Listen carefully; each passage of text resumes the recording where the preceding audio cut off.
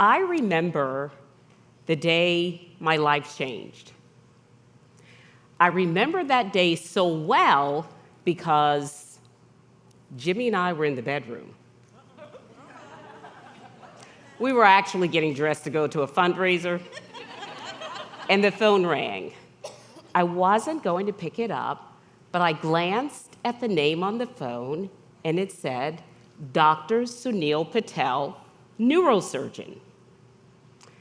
I knew this phone call was because of an MRI I had earlier that day.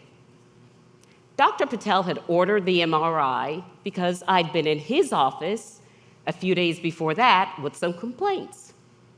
I'd fallen several times. I'd be walking, my legs would buckle, or even standing still, my legs would just give way. And my feet were numb, and my hands, they felt like they were on fire. So I had all these things going on, so I'd gone to the doctor. So I clicked the button, and I said, Dr. Patel, what's wrong with me? Dr. Patel said, I'm going to need to see you and Jimmy in my office next week. I said, oh, no. Now, I've been a journalist for 35 years, so I knew how to ask tough questions. And I said, no, Dr. Patel, you're going to answer this question right now. What's wrong with me? He said, you have tumors growing on your spinal cord, neurofibromastosis, and you need surgery. A few days later, my husband took me to the Medical University of South Carolina. Now, let me be clear. He didn't walk me into the hospital. He dropped me off on the sidewalk in front of MUSC. Because a few days before that, March 11th, 2020, COVID-19 was declared a pandemic. So if you were not a patient, a physician, a nurse, or critical staff, you couldn't even go inside a hospital at that time. So I walked into that hospital alone and very scared. I woke up about 8 hours later in recovery. If I thought I was scared when I walked in the hospital, I was really scared now. Because wrapped around the foot of my bed were doctors and nurses, and once again, Dr. Sunil Patel. And so I asked a variation of the question I'd asked the week before. I was disoriented and groggy, but I said, what's wrong with me now? And Dr. Patel said, neurofibromatosis was not the only thing in your spine. You also have neurosarcacoidosis, inflammation in your spine. You need to undergo treatment and therapy right away. Bam! Neurofibromatosis. Bam! Neurosarcoidosis. I was hit with these two rare diseases. I can't explain it. I don't even understand them. All of a sudden, everything I knew about myself seemed different. Everything about my identity. As a mother, as a wife, as a journalist, I had taken care of this body my entire adult life. I had run 8 marathons, 27 Cooper River Bridge runs. I'd been a spin instructor. I had taken thousands of yoga classes. I had been a bodybuilder. I was vegan. I had done everything I thought I could do to take care of my body. And now my body seemed to be failing me. Within a couple of days, I was taken to Roper Hospital. The staff was warm and caring and supportive, but they were probably expecting TV Carolyn Murray, but that is not who I was. I was a patient. I was angry and scared and anxious. I couldn't walk. I couldn't stand up. I couldn't even hold a toothbrush. The pain in my hands were so bad. I was a patient. Out in the world, everyone was on lockdown. But inside that hospital, I felt like a prisoner. But I was still a preacher's kid. And my mom and dad had taught me and my brothers and sisters that when things are good, you pray. And when things are bad, you pray longer. And so that's what I did. I prayed for courage and determination and to be inspired by what I had been taught and what I had seen my entire life. And so when you are in a hospital for that length of time, you think about your life. And I thought about growing up West Ashley and the woman who lived right across the street from me. Her name was Sarah Green Oglesby. We called her Sadie Oglesby. She had this little program called Sadie Oglesby Scrapbook. I would visit her in the afternoons. I would read to her. She would read to me. She went to Fisk University. She had been trained to teach English and Latin, but she was not allowed to teach white students in Charleston County. But she taught me. She taught me voice and diction and elocution and the power of connection through storytelling. And so while I was in the hospital, though the pain in my hand was bad, when I had gained enough strength in my hands again, I tried to reconnect with people through social media.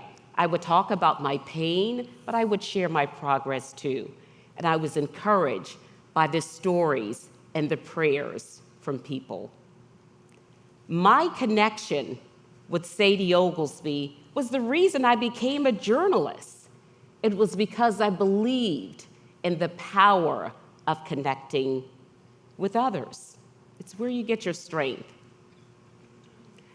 While in the hospital, I also thought about meeting one of my heroes, U.S. Representative John Lewis. And when I met Congressman Lewis, my first thoughts were, I remember seeing this man in history books, in that trench coat, the youngest person on the stage at the March on Washington. He was only 23 years old.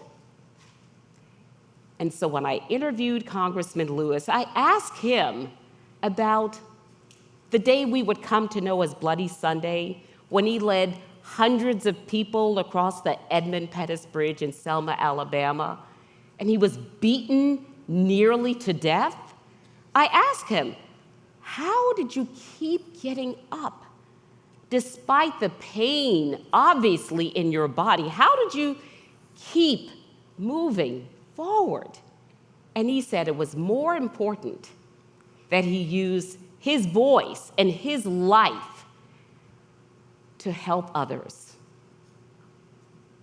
And so when I was in that hospital bed and encouraged to get up and move because of my memory of Congressman Lewis, that's what I did. I tried to keep moving forward.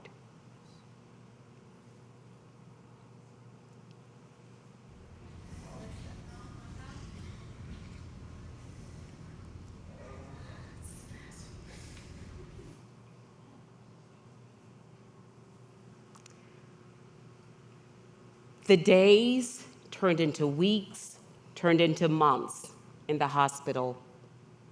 And I thought about some of the sweet moments throughout my career, like meeting my idol. She only requires one name, Oprah. And when I met Oprah, we laughed and talked, and that meeting was everything I hoped it would be. She was warm, engaging. seemed as interested in me as I was in her. If you know me, you know I ask a lot of questions, and I ask her a zillion questions, but one big takeaway from my questions to her was success. What does success mean to you, someone who has changed the way we communicate as a world? What does it mean to you? And she said, it is doing work every single day with integrity, doing your best work whether millions of people see it or only you knew what you did. And so while lying in that hospital bed, that's what I did. I tried those yoga poses that I had done thousands of times. They didn't look good, but I kept trying in the privacy of the room when no one else knew what I was doing. March turned into April, turned into May. And in May of 2020, I was pushed out of Roper Hospital in a wheelchair. My husband and daughter were there to greet me, but I was surrounded by all these reminders of the hardest thing I had ever been through. I had 2 canes, a walker, a bag overflowing with medication, a disability sticker for my car. But look at me today.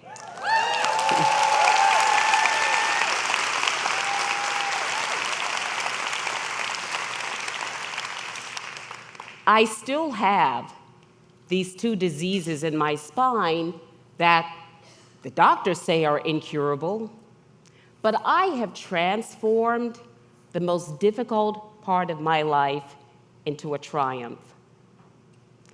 This is a journey of resilience. I am a good mom and an amazing wife. I am a passionate pet parent. I am a good friend and sister. I am a dedicated yogi, and I am a journalist. And I learned while lying in that hospital bed for nearly 3 months that my purpose is to inspire stories and to share stories that instigate courage and determination to keep moving forward.